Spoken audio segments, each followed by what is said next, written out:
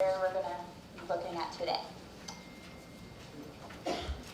Ethical standards is probably the first thing to make sure we talk about because the state had come out with a new set of standards to help govern people who provide services for human trafficking.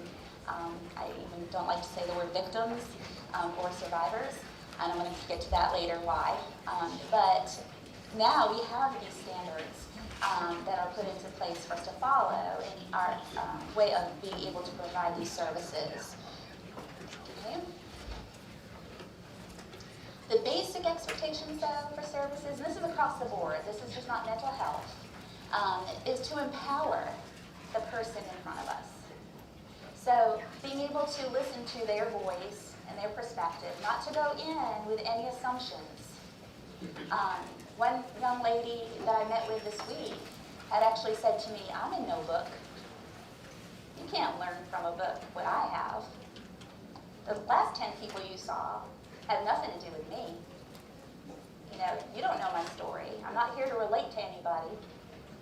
I'm here to be able to have my therapy and my treatment. So, just keep that in mind, that we can't go in with any assumptions because we've worked with this person or that person or this person every day. We have to have that blank slate and be open to what might be in front of us. We want to be non-discriminatory, and there's lots of different components to that that we're going to talk about. We want to be victim-centered, which is more than what most people discuss when we talk about victim-centered. Confidential, and how to discuss what is going to be shared information, what is not going to be shared information, how to prepare the person you're working with for information that has to be shared so they can expect how it's going to be shared, and their empowerment process in that process of sharing. So you want to make sure they're involved through that whole area, and to be trauma-informed. Now, there's been a lot of trainings on trauma-informed care, and it does scratch the surface of important things we need to do. However, with complex trauma, a lot of that is very different, and there's a lot more involved. So being that we're all here because we want to help people that have experienced human trafficking, that's complex trauma. And we want to know what to do and beyond the basic trauma-informed things we might have learned about before. Okay. So non-discriminatory. All right, so you've all heard this term before. People can be discriminated with age, race, color, sexuality, religion, gender, national origin, and many, many, many other complex things. It could be just the judgment of what they're wearing. Okay? So you never know what process you're going to be invited into with somebody that has experienced human trafficking. Oh, thank you. So you want to get the information from each of these components, but make sure that the way that you're getting the information is very neutral, and it's where, an example I can say for religion, I had met with somebody that I asked the question, which is on all our paperwork, about spiritual and religious practices, strengths and weaknesses, where we just list what those are. Well, the person's shoulders went up. Okay, are they going to preach to me? What's going on? That I could just see it in her body. And so I explained to her, we're not going to discuss your spirituality and religion, but this is a safe space if you choose to. And we want to know what your beliefs are, so we're respectful of them. Part of the age, we want to know what that is. Sometimes you might not get the true age at first. The race and color. Don't assume by looking at somebody what their race is. Somebody could look like they might fit into one race category, but it actually be something very different with what their culture and their makeup is. And asking those questions is actually something that you might feel a little uncomfortable about to start with, but it's so appreciated by the person. They're like, thank you for just not making an assumption. Because, where I come from, my people, that's very important to me. and then they get to talk about who they are. Same thing with gender and sexuality. You don't want to make assumptions by saying words like boyfriend or girlfriend or husband or wife, or you don't want to do that because we just don't want to make any assumption at all. I call it having clean language. So it's language that's very neutral, that doesn't have any definitions whatsoever, so that way the person that you're with can make those definitions for you, and you follow that in the process of being there for them. And it is hard. I know it might sound like I'm saying it's easy. It's not. You have to really be attentive and have that active listening to be able to do that. And if you don't understand something, ask. I think the first time, and this will actually be a joke, because it was funny, that the first time I had met a young lady that told me that she was pansexual. I didn't know what that meant, right? So I asked her, I said, I'm still learning. Can you explain to me what pansexual looks like? She's like, well, you know that band Skillet? I was like, yeah. She's like, I pretty much do all of them. It's like, oh, that's a joke. And then she was able to define that, pansexual is meaning that, you are attracted to the internal sense of the person, not about what the outward body might look like. So it's not definitive on the outward body appearance. But you learn as you go. And it's okay to be human, say, please help me understand what that is. I want to make sure that I just don't skip over that. I know what you're talking about. All right. Victim-centered. So we've talked about victim-centered in lots of different trainings that I've been to. And pretty much the whole gist of it is making sure that it's about them. That everything that we do is with them considered. All right? And that can be hard, depending on what kind of provider you are. Because it might be like, well, my funding source says I have to do this, right? Such as, for me, I have to bill Medicaid sometimes. And Medicaid says I need this from the person at the first visit. That might not be what I can get from this person the first visit, because I would be crossing so many of their boundaries that I have not earned the right to cross. So I have to make the decision within my practice. We just won't bill that until we get all that information. So does that mean I'm going to be providing some things for free? Yeah. But what's important, the difference or the dollar? That's what our practice is at. So making sure that what you're able to do to make sure that you're providing for them and their needs are first be considered. Confidential, you all know this. But the biggest thing that I want to talk about with this is that when I'm working with clients, no matter their background, not only do I just explain confidentiality to them, but I tell them what it would look like if their confidentiality has to be broken. So I go into explanations like, all right, well, if I hear something that you might say, or that you tell me something that has been done, or you know about, that safety is important, that comes up before everything else. I will discuss that with you. Then you and I will create the best way for you, for me to share this information. I have to share it. I have to share it with these select people because of safety or whatever. However, I empower them to be part of that process. Would you like to be there when I talk to them? Would you like me to have them in the room with us? Would you like me to call you after I'm done talking with them, let you know how it went? Processing that piece. A lot of people don't do that. They just let them know up front, hey, if you say this, this, or this, confidentiality's out the window, and then people feel very betrayed when confidentiality is having to be broken. Okay. Exploitation I have on there as well, which is, by definition, the action or fact of treating someone unfairly in order to benefit from their work, the action of making use of and benefiting from resources. I see a lot of this being done accidentally. I say it's accidentally because I want to give the best, best foot forward and best assumptions made of other people.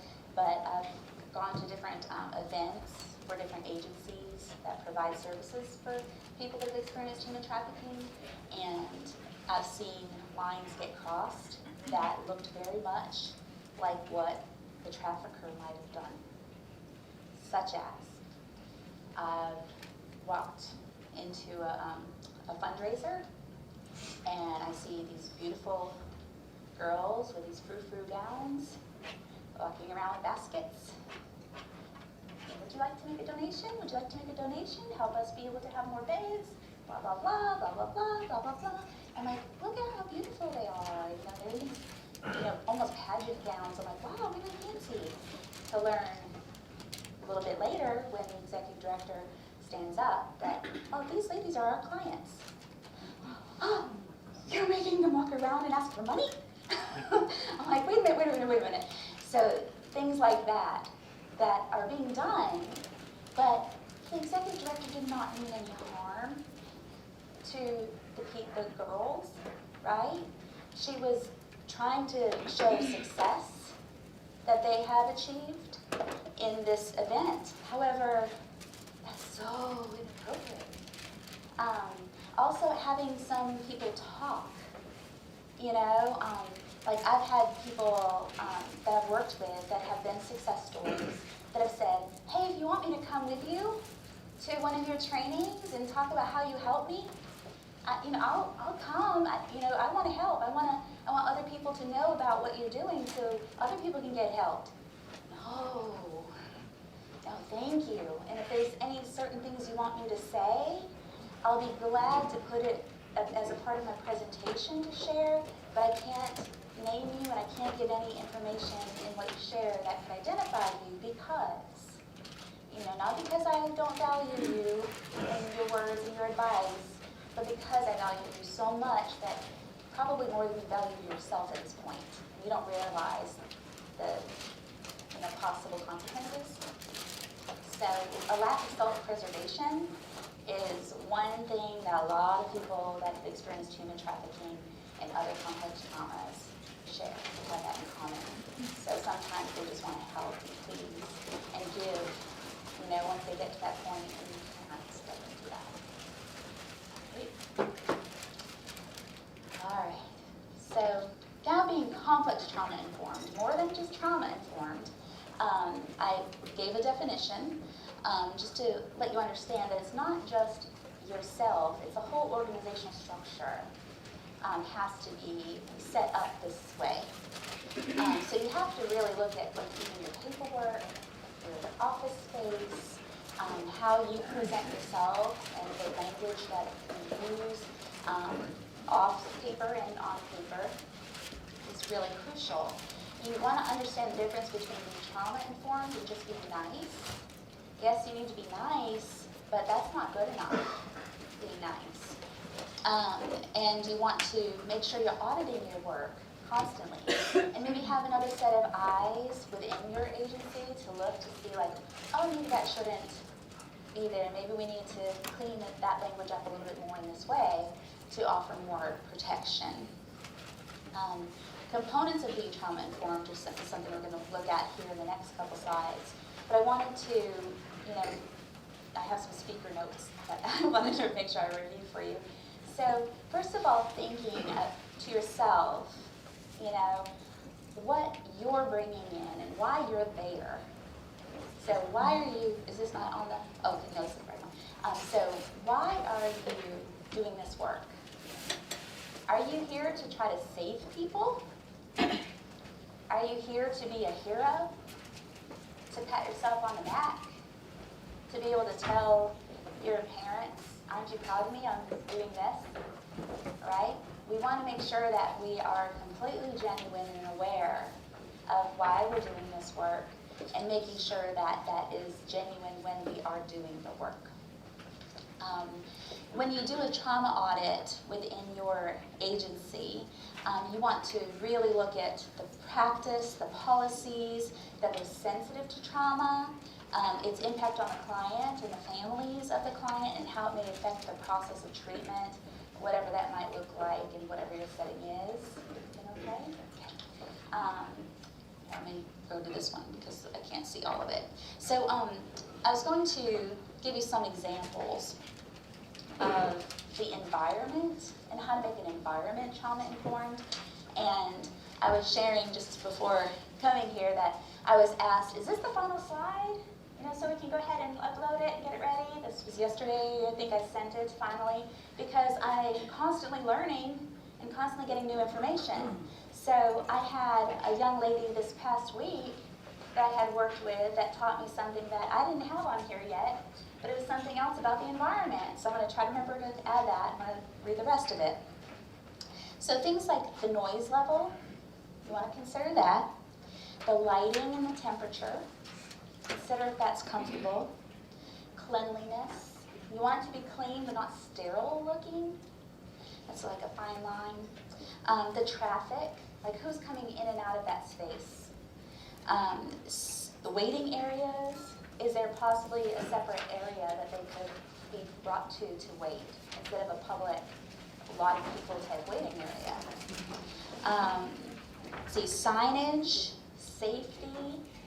For safety, one thing that I do is I don't advertise just out in the blue, like, hey, I work with a lot of victims of human trafficking, because as they see people walking in and out my office, that's not safe for those people.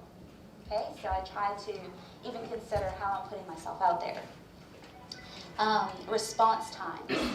So you want to be on time for the meeting. That's the first thing. Like a lot of people that I've worked with have said, I've gone to this appointment and they were 25 minutes late.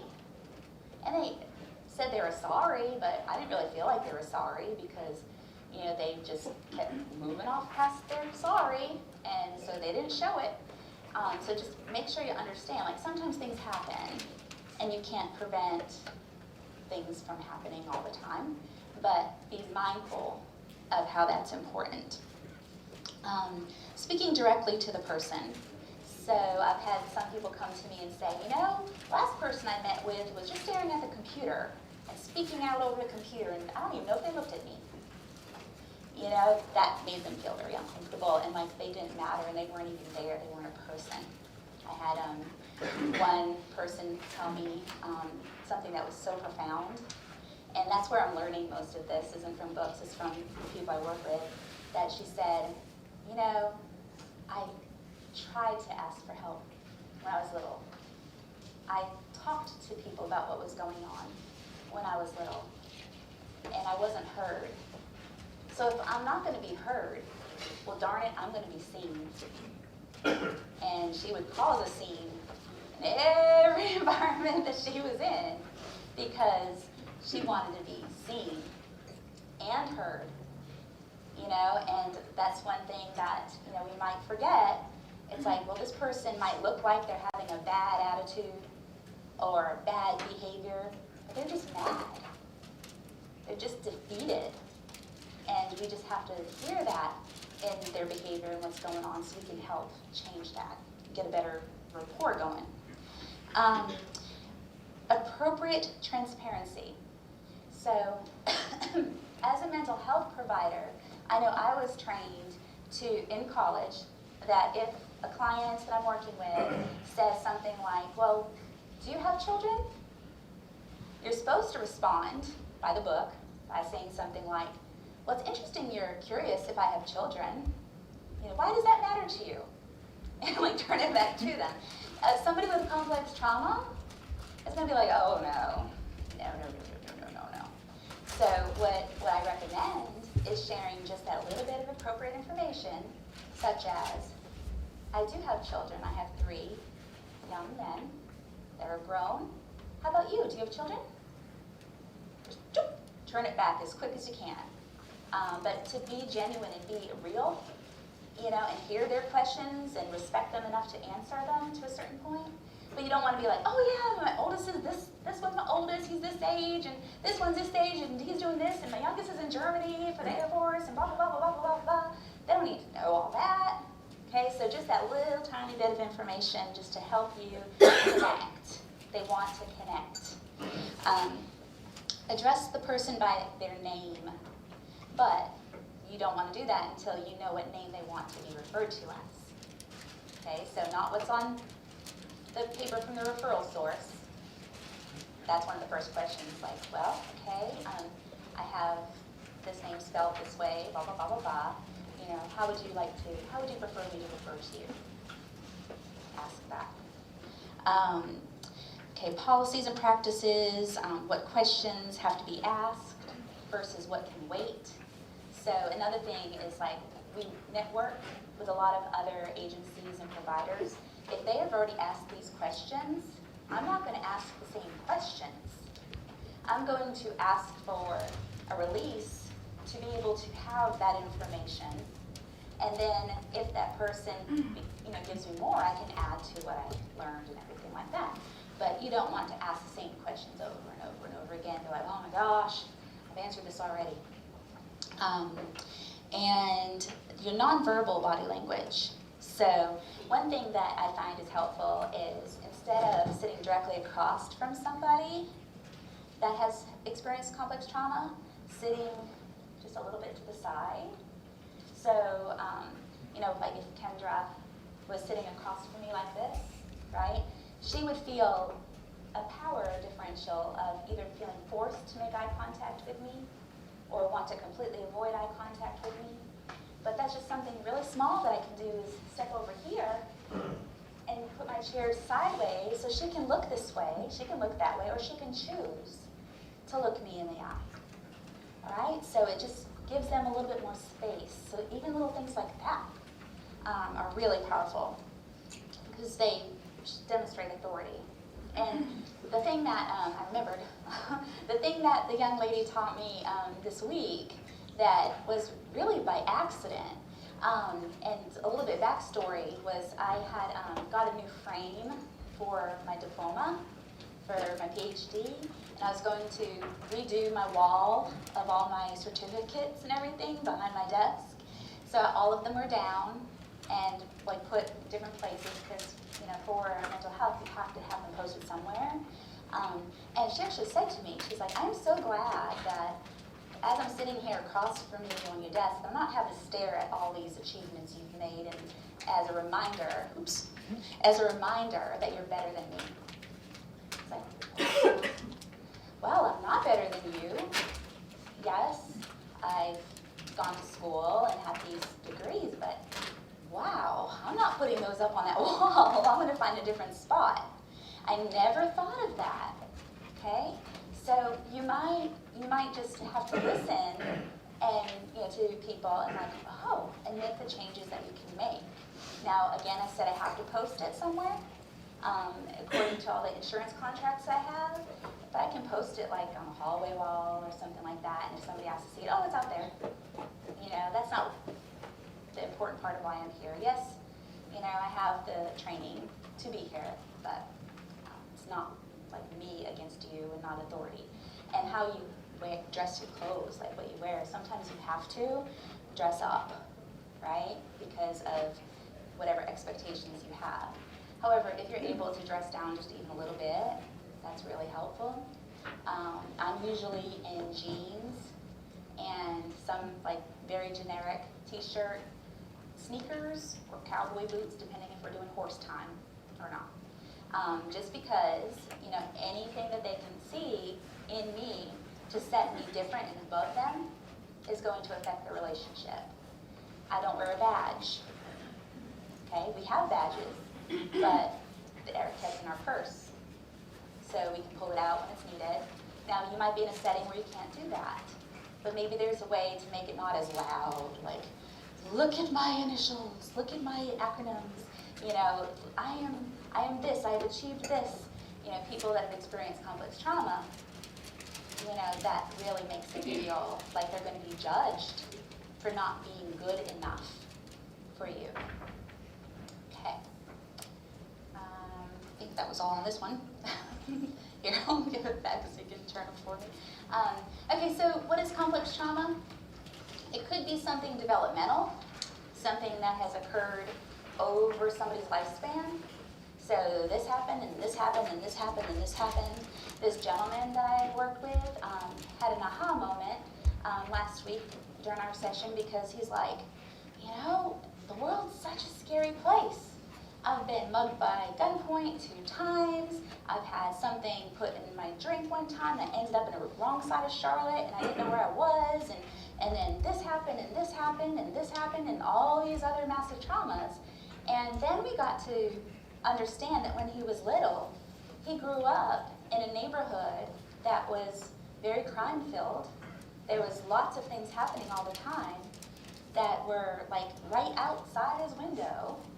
So he was desensitized to those red flags. So he didn't recognize this is unsafe territory. Maybe I shouldn't go to Blockbuster when there's no lights out, you know, above, and it's dark, and maybe I shouldn't put the VHS tape in the Blockbuster container, you know, right now. Maybe I should wait till the morning and drop it off. He didn't have that because he's been desensitized from his experiences. So it could be developmental. It could be caused from all different kinds of trauma. Trauma is subjective. What's traumatic for this person might not be traumatic for this person. I have a lesson that I actually learned one time. A lady came to see me because she heard I specialized in complex trauma. And it was very difficult but humbling to be able to work with her, because her trauma was so, I hate to say simple, compared to what I usually work with, that I had to remember, like, this is a big deal. This is big to her, and I had to be there. When we went to the Psychiatric Nurses Association last week, Kendra and I spoke there, and it was a monsoon driving into Charlotte in the dark. I was like this. That was trauma for me, you know, being able to do that. However, for somebody else, no problem. It might be a trauma being back in Stanley County when you have to drive 20 miles to get to a Walmart. Okay, so just, who knows? That's very big minds, obviously, but just as an example that trauma is subjective. You don't want to tell somebody that they've experienced a trauma when you hear what they've experienced, because they might think that's, no, that wasn't it. I was even told yesterday by somebody that I was working with, she said, you know, you might think that being punched in the head until I blacked out was my most traumatic event with that relationship. However, it was him telling me that I was no good, that him telling me that he was going to hurt my children, that was the most traumatic part of it. So don't define it for them. The single incident traumas versus complex traumas is important to understand the differences of that. They need different treatment. They need different treatment from person to person, as well as mental health type treatment. So don't go for the keyword trauma means this by evidence, trauma means this by evidence. No, go by the person, okay? All right, so looking at the long-term trauma impact, this is from the ACEs study. I just put it in here for you just to reflect on. We're not going to talk too much about it, but it's just making sure that all of these levels are considered when we're working with somebody. They need to be considered in our referral sources, like when we are making connections for the person. We need to consider educational deprivation that might have occurred, cognitive outcomes that the person might be experiencing, physical health problems, emotional well-being, behavioral outcomes, and spiritual responses.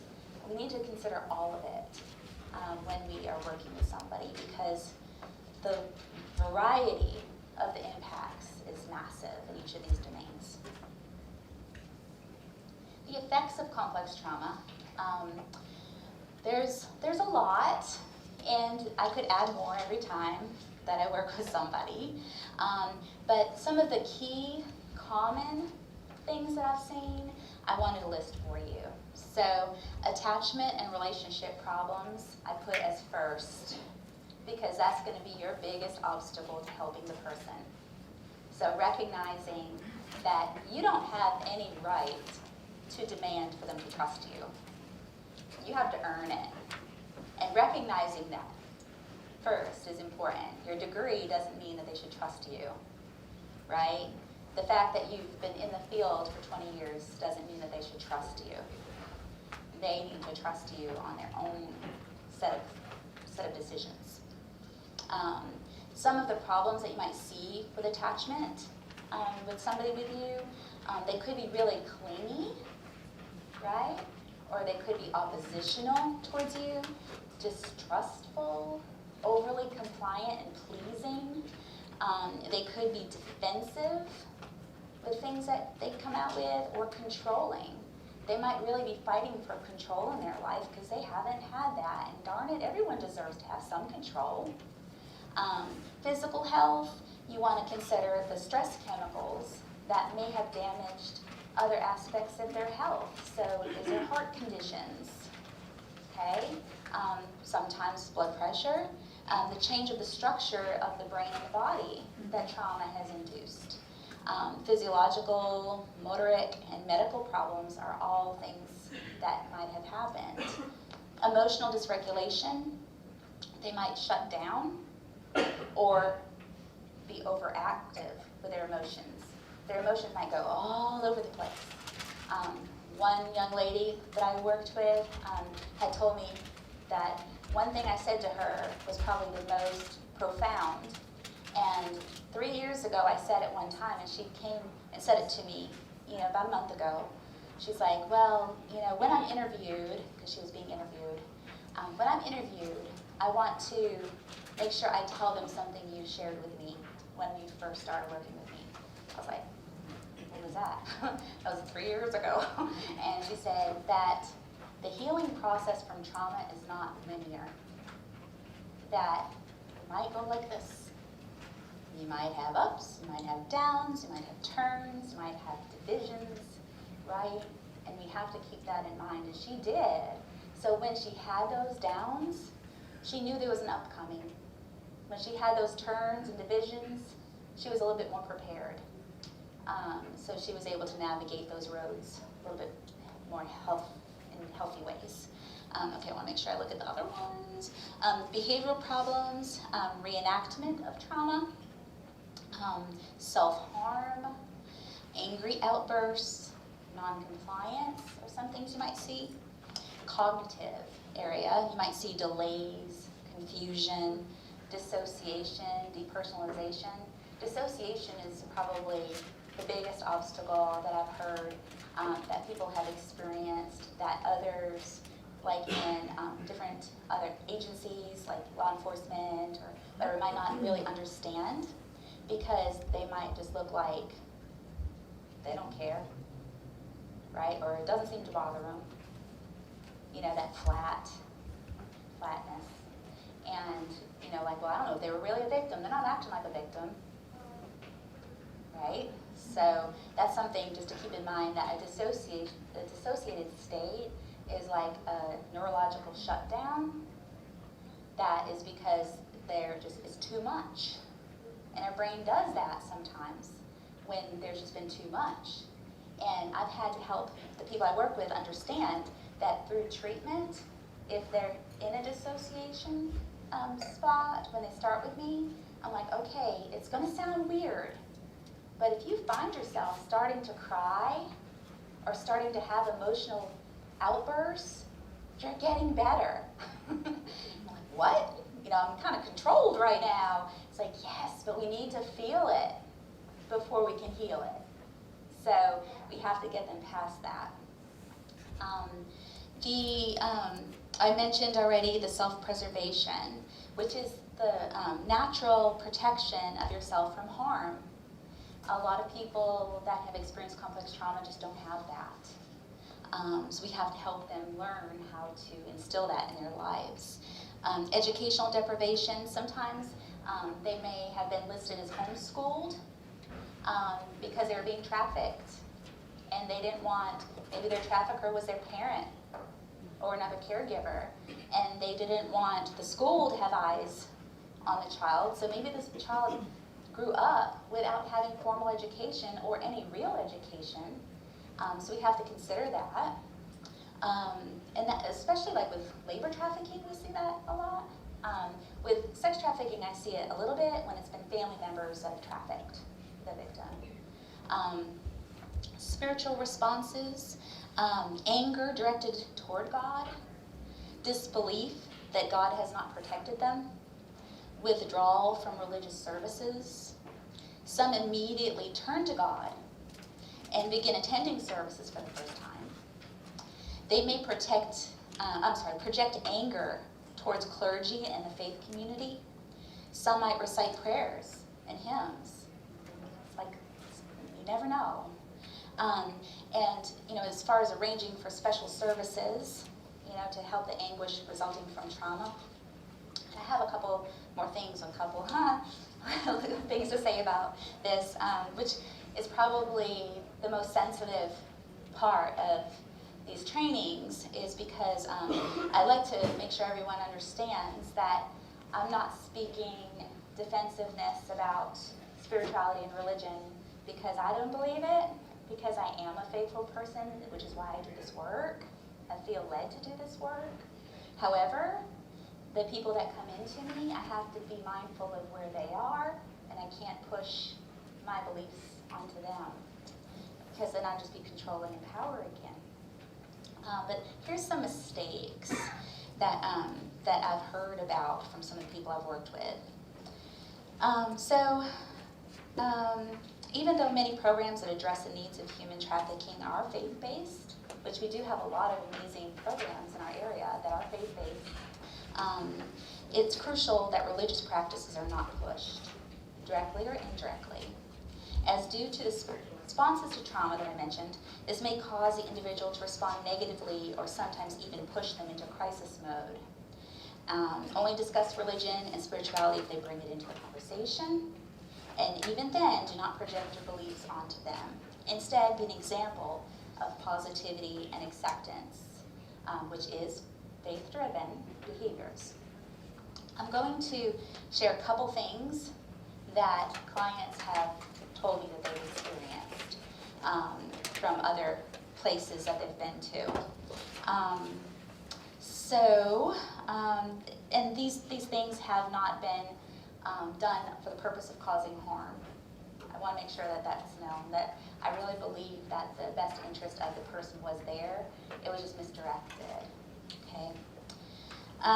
So were policies and procedures that were in place that maybe were based on religious practices. For example, one client I had attempted suicide, as she was told that if she was still experiencing anxiety, it was because she wasn't praying hard enough or often enough.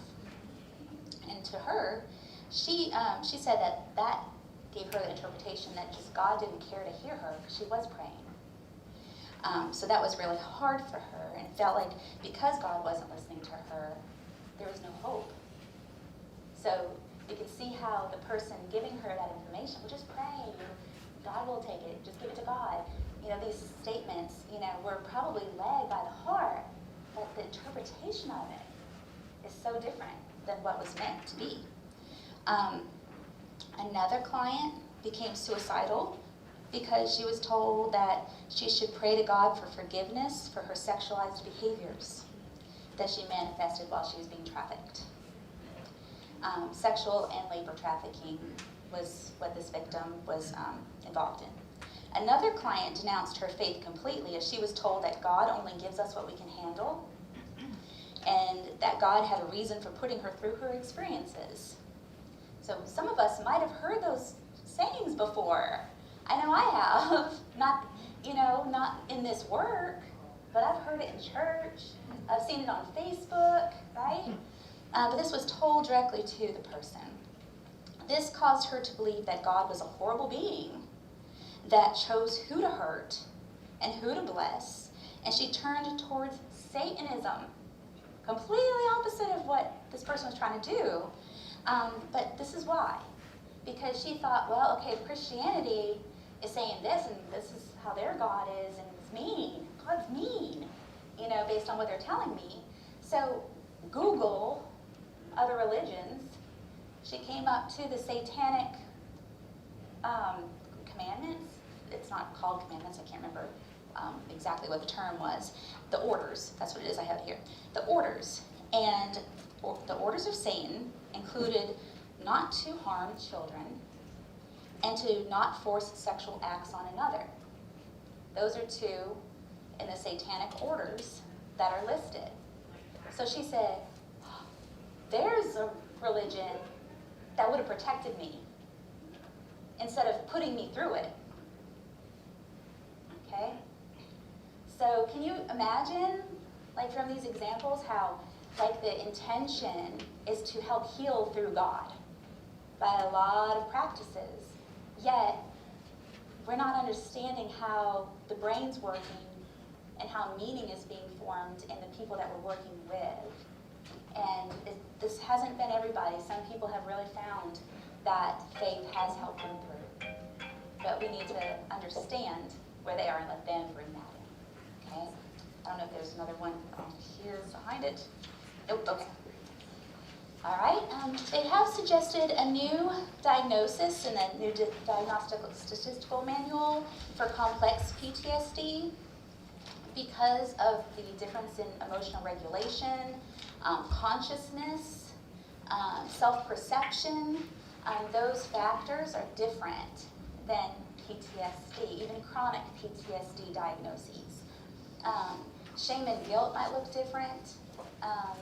I have an example here. I'll read it off here because it's smaller on that one. Okay, so I assigned a homework assignment to a teenager that had experienced significant complex trauma. Her assignment was to write in her journal about what it meant to her to feel real. She was dissociative, so that's like early on in her treatment. This was after a very meaningful discussion about her level of dissociation across positive and negative areas of her life.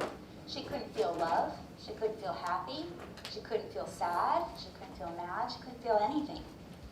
So she had given me permission. She was one that wanted to come to trainings and be like, oh, help, you know, and no. But she's like, well, yeah, I want them to know this. This is so important because all the other therapists and hospital staff and detectives and court advocates did not know this.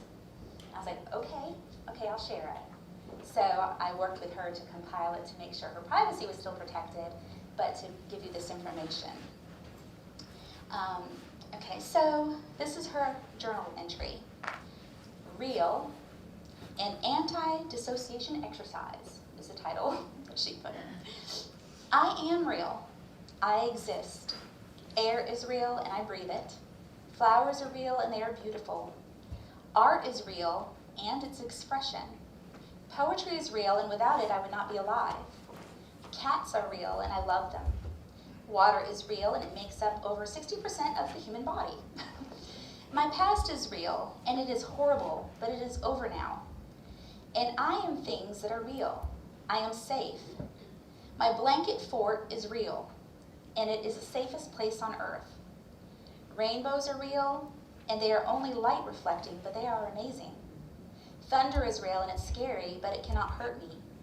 The color gray is real and it's my favorite color. Hills are real, and I don't need them to be complete anymore. The universe is real, and it's incomprehensibly real and large and filled with places we haven't even thought about yet. My feelings are real and valid, and there's nothing wrong with having them. Recovery is real, and it is possible. Music is real, and there is no limit to how much there is in the world. I am real. I endure.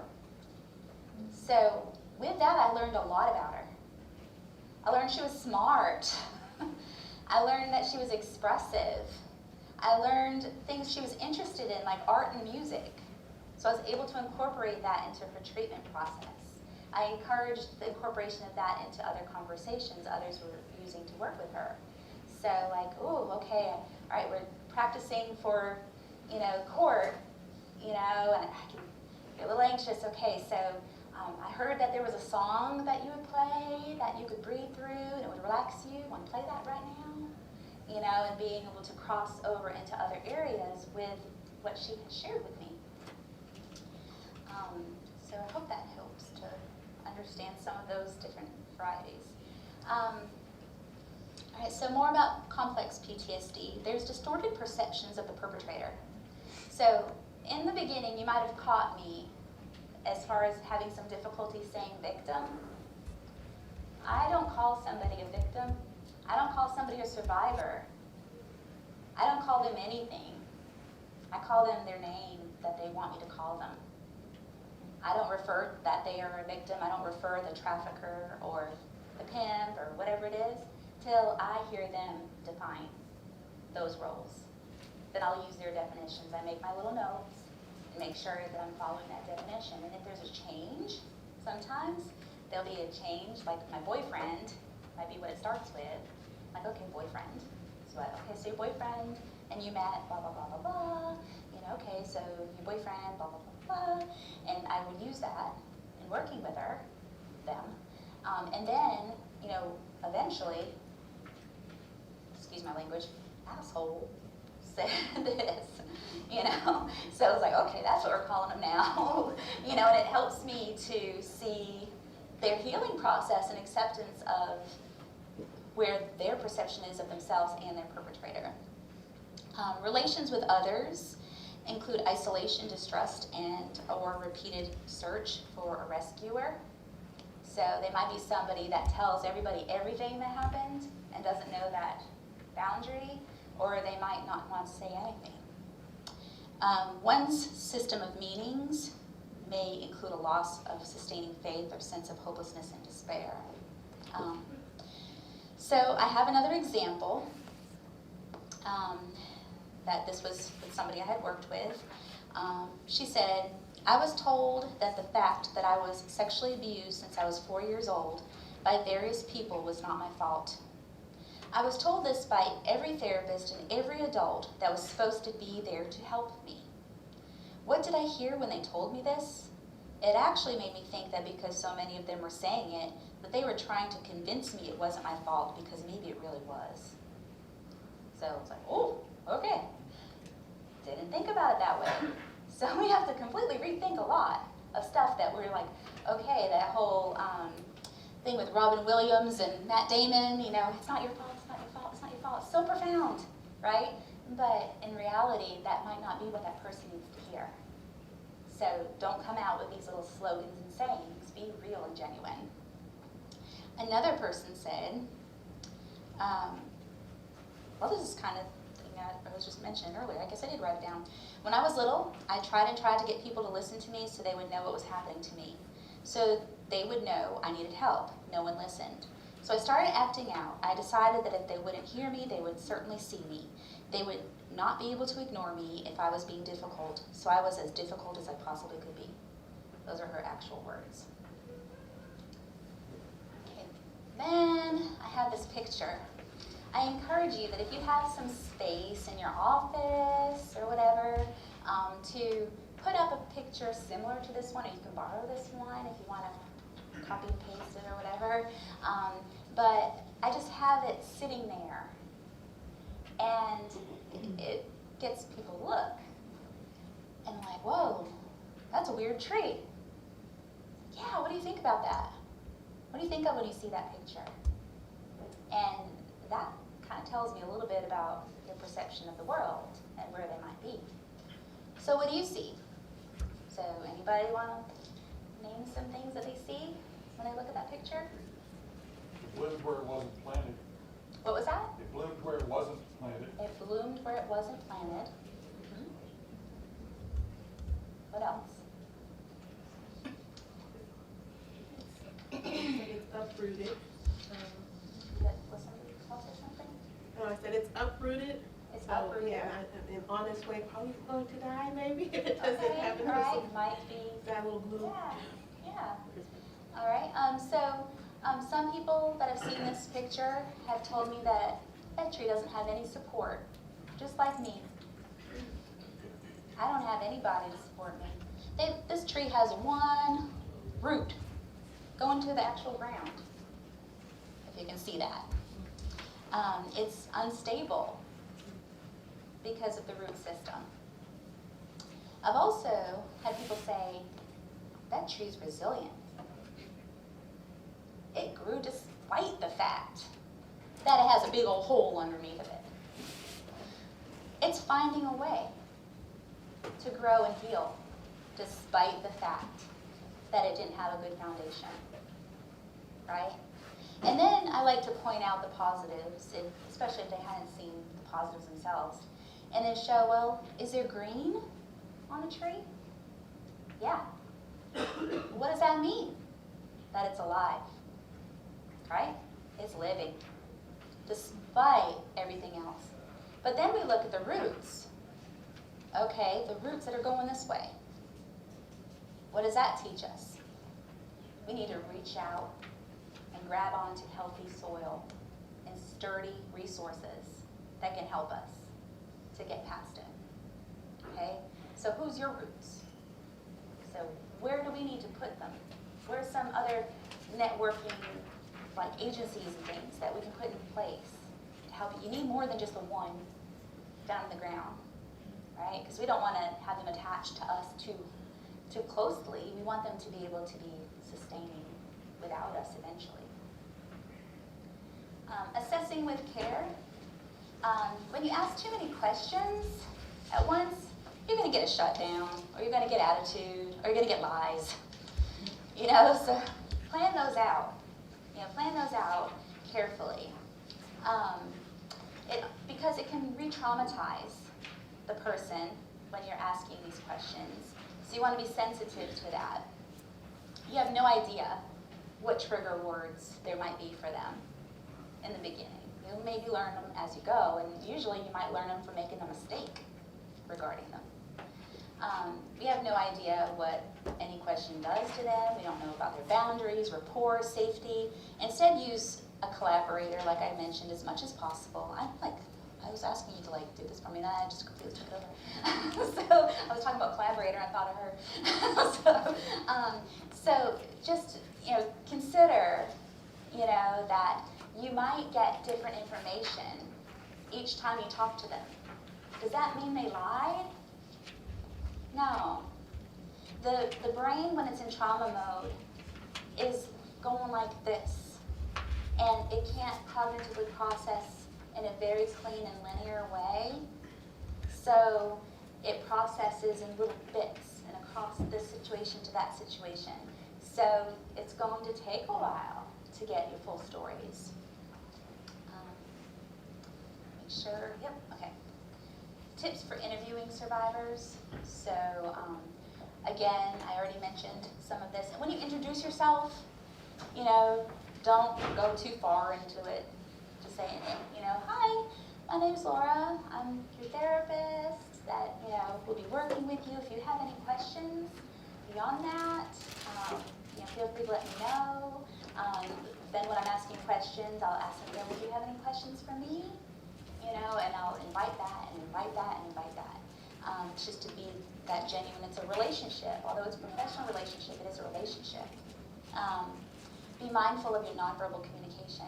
This one's hard for me because I am really genuine when I'm working with somebody, that sometimes I make faces, and I don't mean to. But when I hear something, I'm like, what? But from there, I use that as a opportunity. If you're flat, okay, they don't care, they're not reacting, they don't get it, right? But if you do react, then bring that in. If you find that you have reacted oh my gosh, I'm sorry. I didn't mean to have such a startled response, but what you shared just now, that was big. And it brought up something for me. Bring it back, okay? Above all else, make sure you do no harm. Don't give them shoulds. You should do this, you should do that. You shouldn't do this, shouldn't do that. Considerations for treatment. Again, ask why you do the work. Can your intention interrupt the therapeutic process?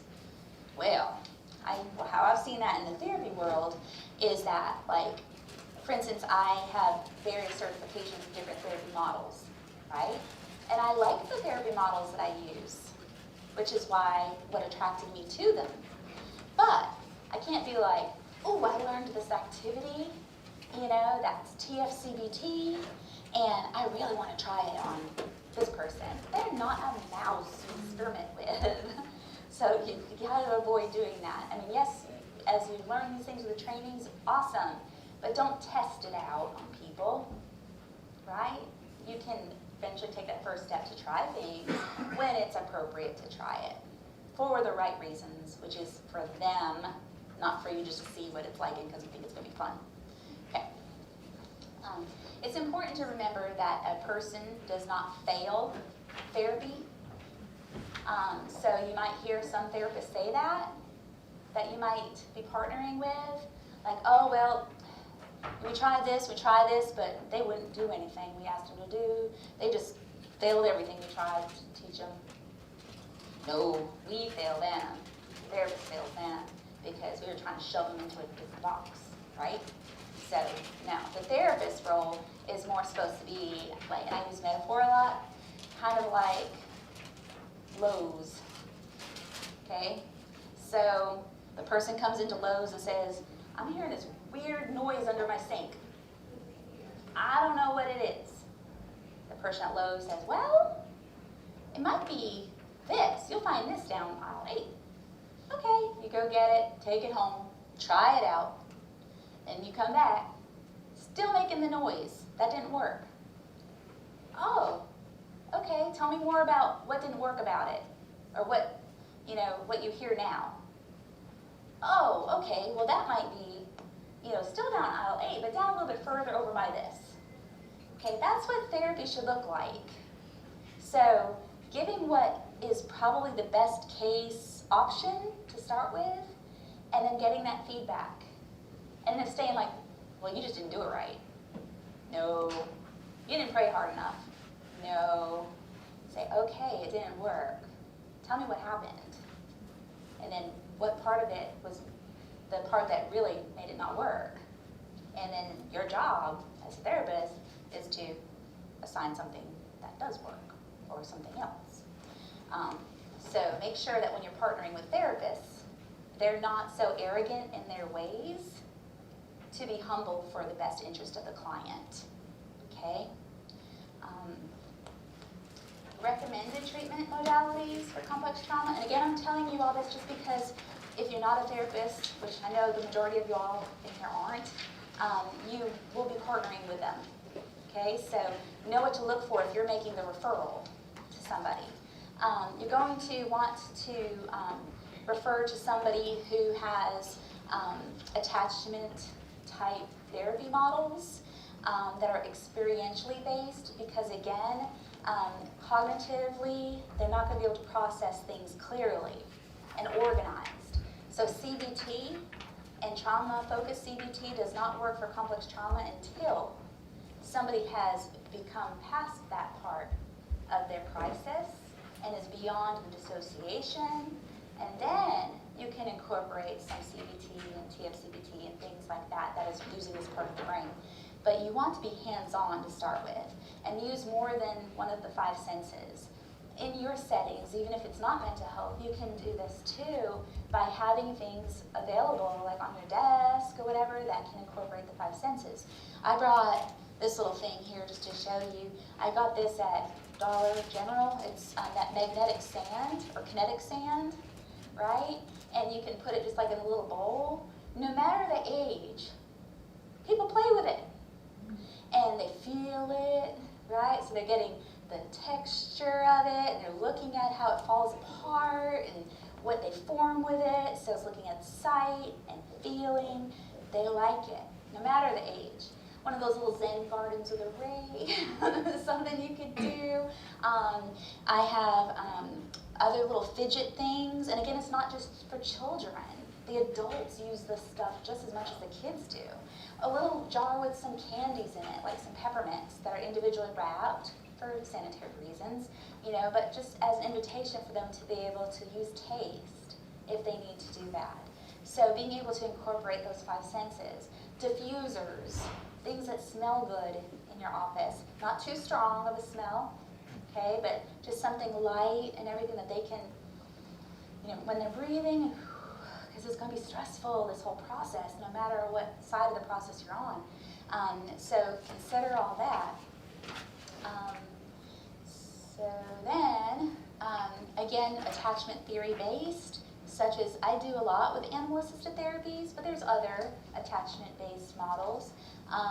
The animals, for me, help to, if somebody likes animals, some people are scared of them, so it might not be appropriate for everybody, but I do have a therapy dog, and I have therapy horses that are not ridden, it's all ground-based, so the power control, the boundaries and all that is all explored. And I also have a cat that I got to be as a mouser. Her name's Alice. And when you have horses, you have hay, you can have mice, right? So I got her for that, but I swear that, I almost like I could read her mind, that she's just like looking at the dog. She's like, that's a therapy dog, and it's getting pet all the time by everybody that comes in here.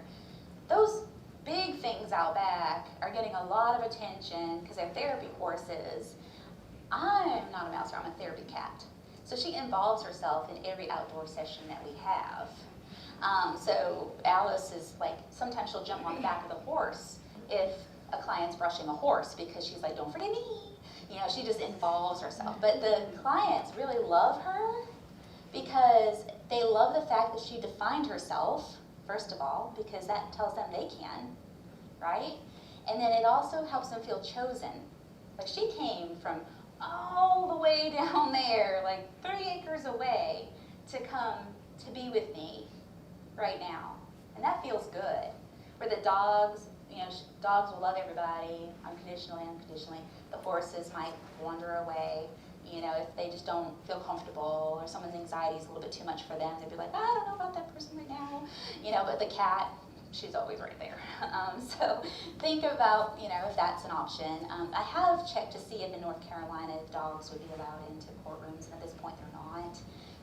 However, I'd like to see that change because I've been able to have Lily, my therapy dog, go to the children's advocacy centers with some of the clients that I work with when they're sharing their forensic information. Not to be in there in the room with them, but if the child needed a break, I'd be out in the waiting room with Lily, and they'd come, and I just needed to rub on Lily and smell her for a minute. Okay, and they're like, okay, I'm ready to talk more, and then going back into the room with a forensic interviewer. So you can think about how that might work. Expressive art treatments are hands-on, such as art therapy, music therapy, drama therapy, narrative therapy. I'm about to start hip-hop therapy with a group of girls that have experienced human trafficking that are all in their teenage years. Because dance was something that for me, as a complex trauma survivor, was something that really helped me not only feel control of my body, but to be able to, be outward and celebrate and fun with it. So it's hip-hop therapy, we're starting that. Experiential therapies such as mindfulness, nature-based therapies, being outdoors, adventure-based therapies. Sometimes the only time someone who's dissociating can feel something is when they're putting themselves in some sort of risk. So one thing I'd like to develop at my site is like a low ropes course or something, not a high one, but a low ropes course. And the courses sometimes give them that too, where they can feel that adrenaline, so they can get that in a safe way instead of finding a high or risky sex or something else that could put them back in danger. And then the equine assisted therapy has been very powerful for those that have come to our site for that. When good intentions aren't enough. So we mentioned some of this a little bit with the faith-based NGOs and the exploitation and the unnecessary use of power and control. I don't know if I talked about that one as much. Unnecessary use of power and control might be like when I saw this, luckily it isn't in existence anymore, but that the young lady staying at this one shelter had to sell so many Bibles in a day so that way they could stay the next night. So luckily they're not in practice anymore. But that power and control, or like, no, you're not allowed to have access to the internet. No, you're not allowed to call so-and-so. You know, you have to have safety measures. We have to really assess, like, bless you, what I can control, what I should control, what I can't control and shouldn't control. Because we need to help them be empowered. Remember that, like, number 3 slide or whatever? I always want to make sure that's being considered. Gender identification and sexuality is another thing that I've had people come to me and they felt really, really shamed for. That's not my place to invite any opinions into that. I love everybody that comes to my door. I don't know that person that comes to my door. You know, and then when I've heard, you know, like, well, they couldn't help me because of my sexuality, and they said it was wrong, and I wasn't going to do the gender, whatever, I can't even term of it off the end, where they kind of force the heterosexuality, and you know, they called me a prostitute, but I was trafficked, things like that, where I've been able to get past it, but it takes me a long time to get past it. But one young lady said to me, she's like, and that didn't make sense. They said that they were religious, but didn't Jesus walk with a prostitute? I was like, yes, yes he did. You know, it's like, yeah, we need to love everybody and be there for everybody and not make those judgments. No matter what your personal belief is about things, can you imagine how confused somebody might feel if they have been sexually exploited in every way, shape, and form? You know, they might think they're, you know, like really like, oh, I don't know, like I'm asexual, you know, nothing, or everybody, you know, they don't know, but that's such an important dynamic, and sometimes they do know. Sometimes, you know, what I've found, especially with the males that I've worked with that have been sex trafficked, is that they had come out to their family as gay and were kicked out and had nowhere to go. Trafficker swooped up that vulnerability and went with it. So we've got to be really careful about that. So what can we do then? Again, clean language, clean paperwork, clean environment. When I say clean, it's not like tidy. I'm not saying like don't say cuss words. It's about not putting labels or definitions on anything. Internal audit, external consultations. When I do work with other agencies, you know, any feedback, you know, like, hey, have you heard how they thought it went? You know, so they might not tell me directly, but I want to make sure that if they felt uncomfortable about something, that I know what it is so I can fix it. Constant check-ins with the people that you're working with, client controlled, have them be as empowered as possible in a situation. Think outside the box, not just within it. Sometimes the answers are within a box, but most of the time it's going to be outside of it. Abolish the assumptions and understand that what fits for one does not fit for everybody, no matter what it is, no matter how wonderful it is. Healing for someone with complex trauma is not linear, and that was that statement that one young lady liked. The victim-centered approach, again, this is just a summary of what we've already talked about, just a slide to kind of gather that for you, and making sure you're taking care of you. And this is one thing that I usually do share with the people I work with, is that, hey, I know counseling can feel really awkward and uncomfortable and it's hard. Well, how do you know that? Well, because I go to counseling every month. And I see a therapist, and she helps me with stress reduction, or if something's going on in my life, because I need to be good and my best so I can be better for you, right? Help yourselves. Don't feel like that's selfish. If your way of helping yourself is getting your nails done, ladies or men, get them done, right?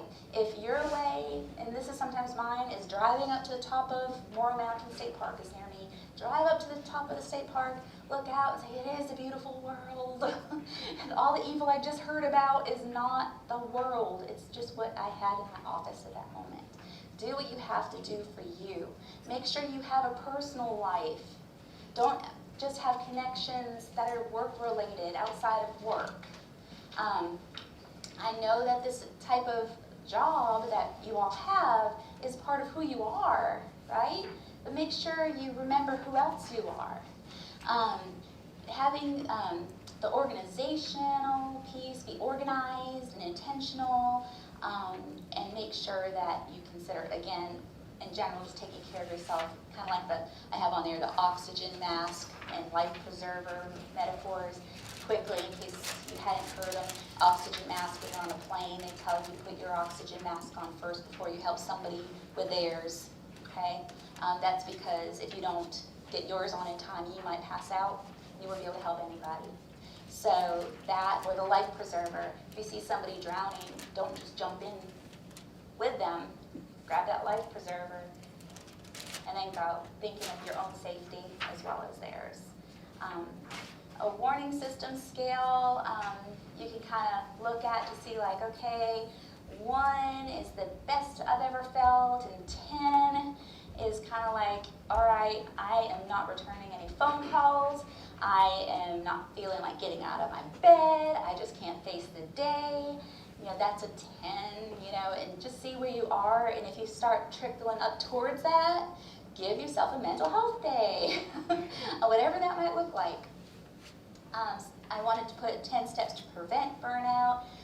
Your environment, your work environment is really important too. So one thing that we've done, which we're silly at my office. When there's clients in there, we're silly when it's appropriate. When there's not clients in there, you know, sometimes I'm like, okay, I saw everyone's calendars. I know who you saw today, and I know the heaviness of what was brought in. So I heard about this thing called the Get Up Challenge. Let's all figure out what that is, and let's learn that dance real quick. So, you know, we just all laugh and get together and do something. It could look like bringing in a meal on Fridays. You know, it could look so many different ways. But take care of each other and bring in that non-work aspect into work when it's appropriate. As long as you're being professional, right? And then this is a picture of me with saffron and what I usually wear at work. Something like that, not like this. You know, I might have my Red Sox hat on because I am from Massachusetts, a t-shirt or just a regular shirt, jeans, right, boots, because I'm able to relate to them and they're able to relate to me without me setting up that power differential. So just think about what you can do at your settings, what you can't do. Okay, well, how can you make it a little bit more sensitive? And then as you're, you know, reaching out to other resources, you know, checking in and making sure they're doing it too.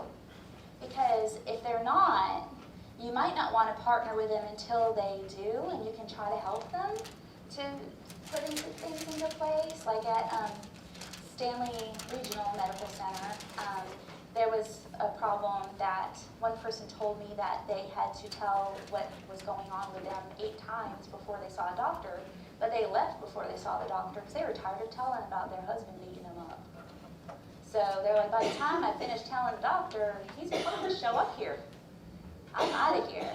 So, you know, then from there, I was able to go to Stanley and not be like, hey, you did this wrong. But I was able to say, hey, let's see if we can brainstorm about this. You know, is there a way when somebody comes in with something traumatic that they can skip some of the steps between this and the doctor? How can we make that happen? I was able to put in some new protocols into place. A lot of times people will be receptive to that. I really think we need to remember to believe that we want to all help the people, but we might just make assumptions and just not consider because maybe we've never been in that position before. Or maybe it's a completely new person that's telling you, hey, I like that you don't have a thing on your wall. Oh, you know, listen to what you hear and share it with other people so we can all do better. Don't keep it to yourself because you're not going to be able to handle everyone by yourself. Network. That's on my part. I don't know if there's any specific questions. I know I have help here in case your questions aren't within the area of my expertise. And I do want to say that that's another part of being genuine and human, is being able to say, I don't know the answer to that one, but I can find out. Don't be too proud. So I have some others up here with me to help me answer questions. So are there any that you can think of now that you would like answered?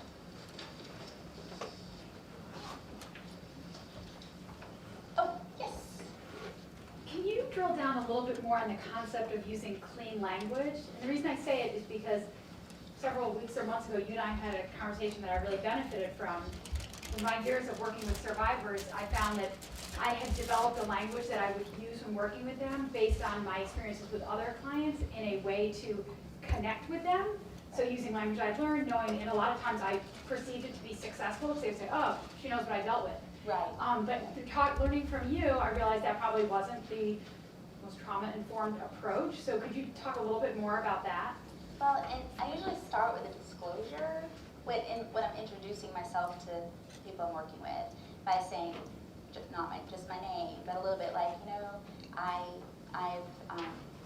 been doing this work for a while. However, I understand that what I may have learned from others might be very different for you. Although I am somebody that has experienced complex traumas myself, I'm not going to assume that how you feel about things that might be the same things I've experienced are how you feel as well. If I ever say anything that sounds like an assumption, please call me on that. So I invite that first because having clean language is really hard to maintain. But if you do your best and then have them know that if you say something that's not exactly what it is, they can say, oh wait, no, let me correct that. And knowing that they can be comfortable in doing that is a really good step. But then is it safe, after you mentioned this a little bit before, if they identify someone as a pimp or they refer to a trap house or bottom bitch, you then have permission to use that same language, so it's not harmful thereafter? Right. Okay. And I'll use an example like in play therapy, okay? This is what helped me with clean language was play therapy. And equine therapy kind of has the same model. It's very non-directive, okay? So in play therapy, if a child is playing with toys, you don't say, oh, I see that you picked up the T-Rex, and put it over here. You say, oh, now you're picking that up and putting it over here. And the child one time said, yeah, that's daddy. If I would have said, oh, you're moving the T-Rex over here, I may never have heard daddy, right? So staying as basic with your language, you're all very educated people in this room, and sometimes we can get caught up in terms that we've learned.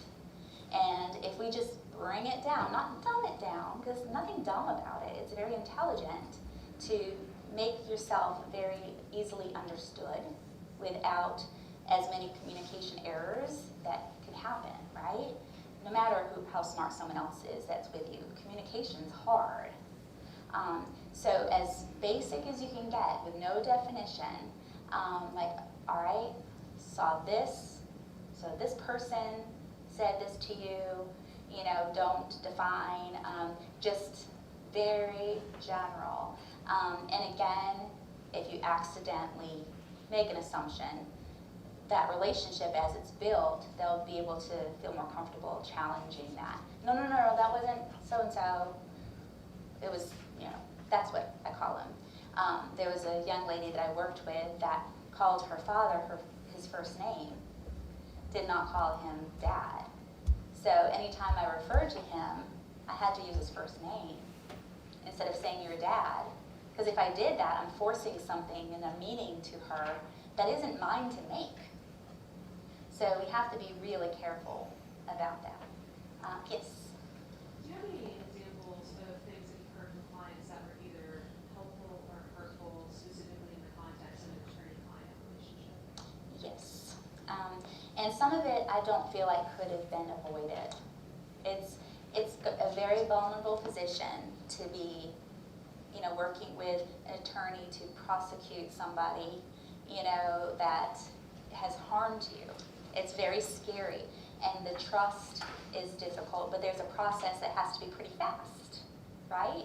in the legal field. So what I've heard was things like, well, you know, they just asked a lot of questions. They kept asking me over and over. It made me think like they didn't believe me, you know, and I'm like, well, you know, so what I try to do on my side is to prepare them. Oh, you're going to be meeting with an attorney. They're going to ask you a lot of questions. Some are going to be the same question over and over and over again. The reason that they do that is to make sure that there's not another little bit of information that you forgot to mention this time that they can include to help build up your case, you know, to be stronger. And then having that relationship with the attorneys helps me to be able to say, okay, you know, because I'm building up strong witnesses, right? That's not my purpose, but if somebody's able to say, yes, this is what happened, this is what happened, this is how it happened, this is who did this, and be able to be real linear with it, that's success. But a lot of times that's an expectation early on that attorneys have that have been communicated to me anyway, and somebody with complex trauma, they're like all over the place. And then it might look like your notes might like have arrows, you know, from one thing to the next in order to make sense of it. So then what I would recommend from an attorney standpoint is to read back. Like, okay, let me read back what I have so far. Let me know if I missed anything. Okay, I'm gonna read back again just because I wanna make sure I'm doing the best possible job for you. Read it again. And that's something that you can get past it. But basically, it's, from what I've mostly heard has been things that you can't really change because of the job that you have. But the sensitivity involved that you can do, you know, will make it easier. And helping them feel like a person, looking at them in the eyes, you know, not be like, oh, that attorney lady had a Gucci suit on, and she had this and she had that. I'm just $1 to her. I know it, right? So just keep in mind, like, okay, you know, this dynamic, the power, you know, how you sit, where you sit, you know, things like that can make that get kind of cross over that relationship. Any other things that you have to add with that? Yes, I I heard did. so. I'm not sure if it's for me. Yeah. I did want to add, there was one client that I worked with after she worked with Laura. Most of the relationship that I have with Laura is me sending clients to her. But the client that I did work with that I met after Laura met her told me that Laura was the first therapist she'd ever worked with that allowed her to lead the therapy session, that allowed her to do activities during the session like working with animals, working with the horses, and working with the dogs. And I worked with her for a couple of months afterwards, and she unfortunately had to move to a different county. But the one thing she always told me to look for is a therapist that was just like Laura. And the attachment theory modalities that Laura uses are not commonly used with therapists that I have worked with in the past. And I just want to stress the importance of looking at the relationship with your client from that lens, not so much, you know, the client-attorney relationship and just person-to-person relationship, because that's really what I've seen my clients value, and I've really seen them build a trust with the members of authority that they've worked with when they have this person-to-person relationship and not so much a therapist to client relationship or a doctor to patient relationship or a client to attorney relationship. Exactly, and you know, with that, you know, that you have to always remember that that other person is part of that relationship. You know, sometimes we're like, okay, this is my client. Even some of the terms, no, I'm meeting with another person, you know. But you can have things like with the magnetic sand or some of those adult coloring things to have, you know, in place when you're asking these questions that are hard that you need to ask. You can have things there that can kind of help buffer a little bit and pause when you notice, you know, that they're starting to speak faster or you hear a little shake in the voice, or like, okay, let's slow down for a minute. You know, let's talk about this or that, something like, I noticed that you're, you know, coloring that, you know, do you like art? You know, whatever, just something completely generic, and then come back. So being able to just really be with a person and sense where they are, and that's something you will improve on as you practice it, but something that we have to be mindful of, not just what we have to get. And that's where I was talking about, like, the information you have to get versus client-centered. So how can you do both? And it is a difference. And you might mess up, and sometimes I'm like, ooh, okay, I have to ask this question. It's not a question that, you know, I feel comfortable even asking you because I know it's going to be difficult to answer. I'm going to ask it and throw it out there and throw back at me whatever you want, you know, and just be, you know, generic and genuine in that process. And at the hospital, we recently started working with a program called Arts for Life to have art and music therapy in the hospital, and we also have aromatherapy. We have pet therapy, and we're actually going to start doing yoga therapy soon. And we found that since we started incorporating these other activities, we're having much less incidents of violence on the unit or poor relationships between the patient and staff. And we still have a long ways to go, but we have found that adding these modalities have truly helped the patient experience. I was gonna add, Yeah.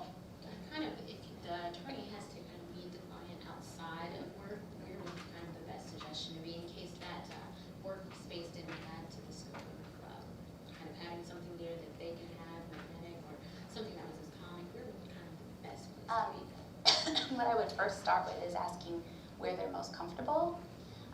Like, okay, you know, where would you be most comfortable for us to meet? We could meet at the office, I could come to you in the shelter, or I could, you know, we could do this, but you also have to think safety, right? So you can't suggest something that would be unsafe for you or them.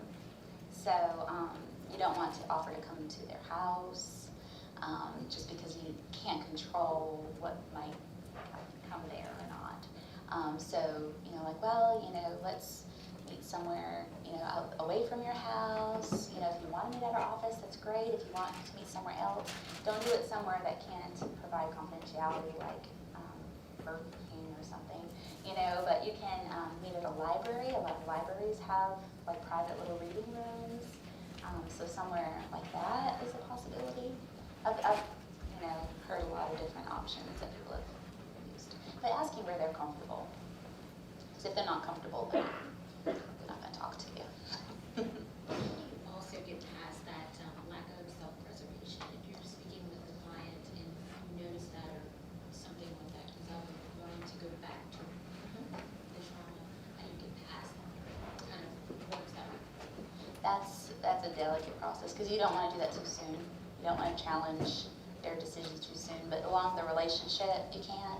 And for me, you know, I can use an example for myself as I learned self-preservation. That was a way that I was challenged, was that it was when I was getting training about the equine therapy, and I was told, okay, here's a round pen, here's a Mustang horse that just came out of the wild 2 weeks ago. We worked with him for a couple days, but he doesn't know anything yet. So we want you to go in there with him and, you know, have him run around circles around you and then have him follow you. And I'm like, okay, because it was an attachment-detachment practice, okay? So I walk in there, and I'm not a horse expert. I just recognize the power of horses, so I've learned about them, so I can utilize them in therapy, but they're beautiful animals. And so I stepped in to the round pen, and I was like, okay, and there's this collection of ropes and whips and all kinds of things over here, and I'm like, this poor animal has just come out of the wilderness, and he's probably scared to death. I'm not going to use any of this stuff because it's going to make him more scared. So I walked up to him. I was like, come on, boy, come on, boy, come on, boy. I was like, no, okay, well, maybe if I go more towards his backside and closer, come on, get going, move. Because I thought, all right, I saw some other people, you know, kind of like position themselves, so I kind of watched. But then I got so close to him by his hind quarters that the lady called me up and she said, stop for a second, come here. I was like, what is it? She's like, what were you doing? I said, I was trying to get the horse to move. She's like, well, why didn't you use any of the tools? I was like, well, because I didn't want to scare him.